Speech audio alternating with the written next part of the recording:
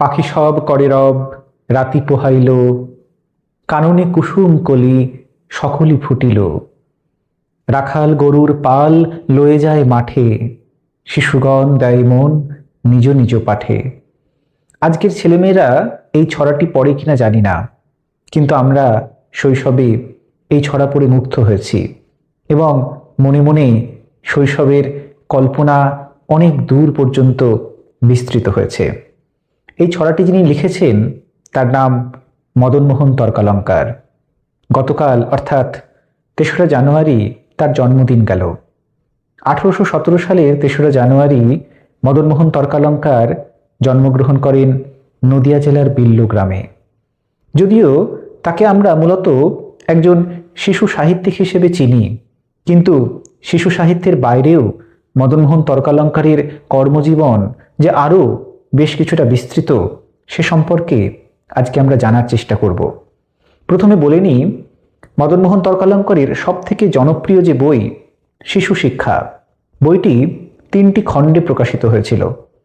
প্রথম যে 2টি খণ্ড সেটা প্রকাশিত হয় ১৮৪৯ সালে এবং তৃতীয় খণ্ডটি প্রকাশিত হয় ১৮৫০ সালে। প্রথম খণ্ডের ভূমিকায় মদনমোহন সেই গ্রন্থের উদ্দেশ্য সম্পর্কে বলছেন যে শিশু শিক্ষার প্রথম ভাগ, তার উদ্দেশ্য শিশুদের অসংযুক্ত ব্যঞ্জন সম্পর্কে পরিচিত করানো, এবং দ্বিতীয় ভাগের যে উদ্দেশ্য সেটা হচ্ছে আরেকটু পরবর্তী ধাপ, সংযুক্ত ব্যঞ্জনের সঙ্গে শিশুদের পরিচয় করানো।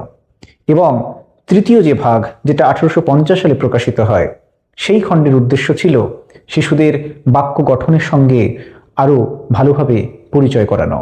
তো এই শিশু শিক্ষা গ্রন্থ খুব সহজ সরল ভাষায় মদনমোহন তর্কালঙ্কার রচনা করেছিলেন, এবং তিনি যে সময়ে এই গ্রন্থ লিখছেন সেই সময়ে আমাদের বাংলায় শিশু পাঠ্য গ্রন্থের কিন্তু বড়ই অভাব, যে অভাব বুঝেছিলেন মদনমোহন তর্কালঙ্কার।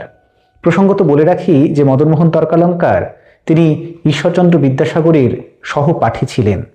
তারা একসঙ্গে সংস্কৃত কলেজে অধ্যয়ন করেছেন, অলঙ্কার শাস্ত্র পড়েছেন, সেখানে তারা স্মৃতিপাঠ করেছেন, সেখানে তারা ব্যাকরণের জ্ঞান অর্জন করেছেন একসঙ্গে।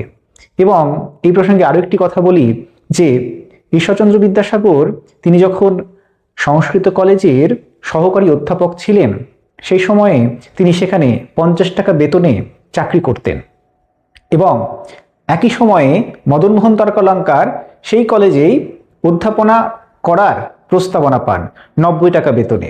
কিন্তু এই প্রস্তাবনা